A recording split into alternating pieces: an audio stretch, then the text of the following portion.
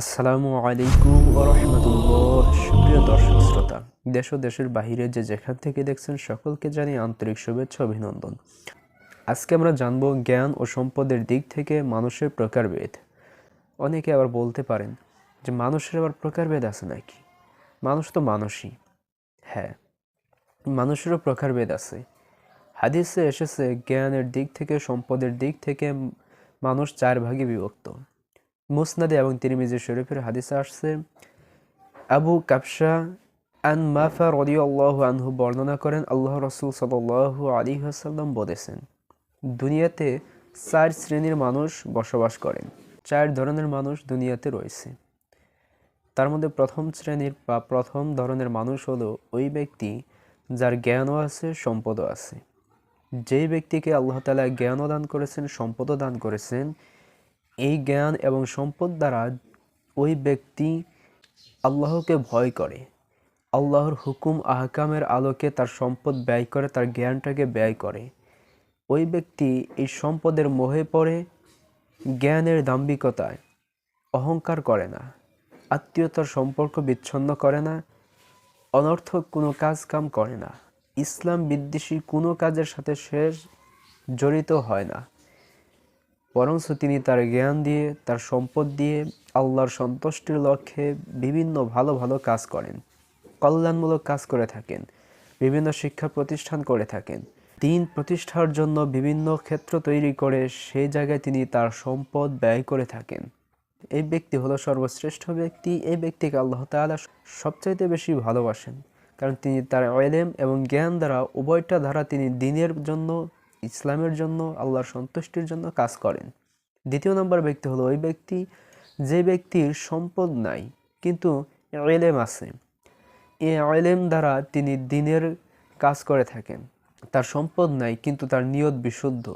তার নিয়ত বিশুদ্ধ এভাবে যে ওই ব্যক্তির মতো যে ব্যক্তির সম্পদও আছে, ইলমও আছে, যে ব্যক্তি তার সম্পদটাকে উত্তম পথে, জায়েজ পন্থায় দ্বীন প্রতিষ্ঠার জন্য ব্যয় করে, এই ব্যক্তি ইলম থাকার কারণে তিনিও নিয়ত করেন যে তার মতো যদি আমার সম্পদ থাকতো, তার মতো যদি আমার অর্থ থাকতো, তাহলে আমিও একটি মাদ্রাসা প্রতিষ্ঠান গড়ে তুলতাম, তাহলে আমিও একটি সুন্দর মসজিদ তৈরি করতাম, তাহলে আমিও দ্বীন প্রতিষ্ঠার জন্য ইনফাক ফি সাবিলিল্লাহ, আল্লাহর রাস্তায় এত এত টাকা দান করতাম। আমি এই কাজগুলো আমার সম্পদ দ্বারা দ্বীনের জন্য আমি করতাম, আল্লাহর সন্তুষ্টি অর্জনের লক্ষ্যে করতাম। কিন্তু তার এই নিয়তটা তার সহি। তার নিয়ত এরকম হওয়ার কারণে তিনি, ওই যে ব্যক্তি সম্পদ থাকার কারণে তিনি দ্বীনের যে কাজ করে যে সওয়াব অর্জন করবেন, দ্বিতীয় নাম্বার ব্যক্তির সম্পদ নাই, যার কারণে তিনি কাজ করতে পারবেন না, কিন্তু বিশুদ্ধ নিয়তের কারণে তিনি ওই সম্পদওয়ালা ব্যক্তির মতোই তিনি সওয়াব লাভ করবেন। আল্লাহ তাআলা তাকে ঠিক তেমনই সওয়াব দান করবেন। সুবহানাল্লাহ। তৃতীয় নম্বর ব্যক্তি হলেন ওই ব্যক্তি যেই ব্যক্তিকে আল্লাহ তাআলা সম্পদ দিয়েছেন কিন্তু জ্ঞান দেননি, ইলম দেননি। যার সম্পদ আছে কিন্তু ইলম নাই।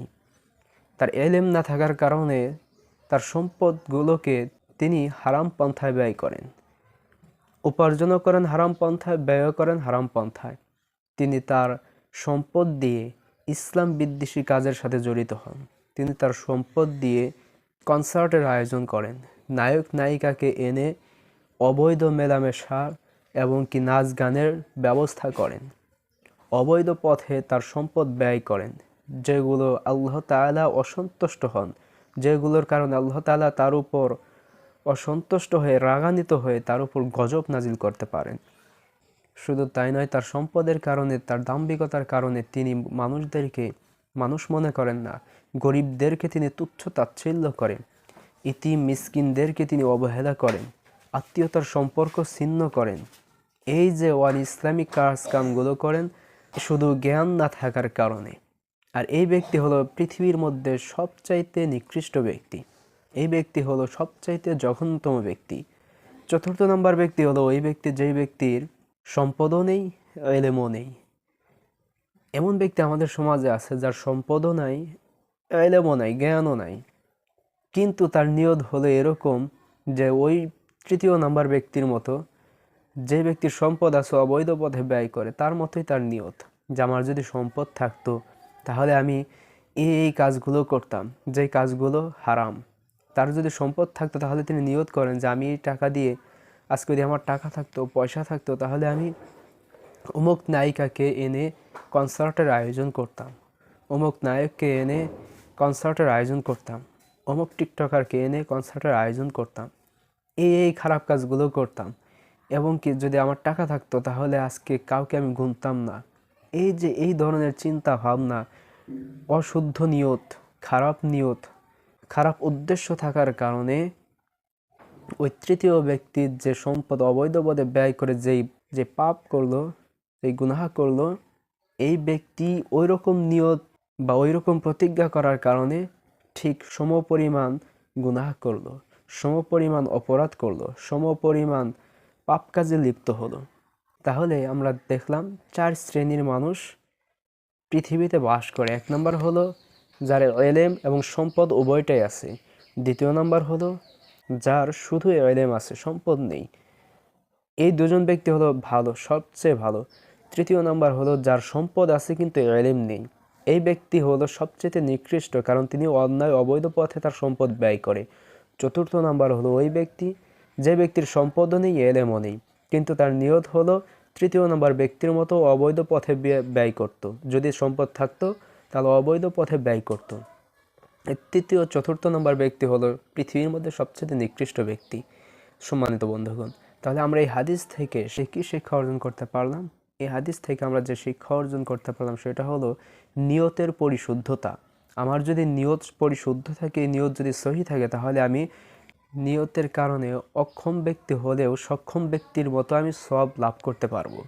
নিয়তের কারণেই অক্ষম ব্যক্তি হওয়ার পরও সক্ষম ব্যক্তির মতোই ফায়দা হাসিল করতে পারবো। আবার নিয়তের কারণেই সক্ষম ব্যক্তি যেভাবে পাপ কাজে লিপ্ত হলো, ঠিক তেমনি আমিও নিয়তের কারণে পাপ কাজেও লিপ্ত হব। এজন্য আমাদের নিয়তটাকে পরিশুদ্ধ করতে হবে। আল্লাহ রাব্বুল আলামিন আমাদের সকলকে সঠিক নিয়ত, পরিশুদ্ধ নিয়ত করার তৌফিক দান করুক। আসসালামু আলাইকুম ওয়া রাহমাতুল্লাহ।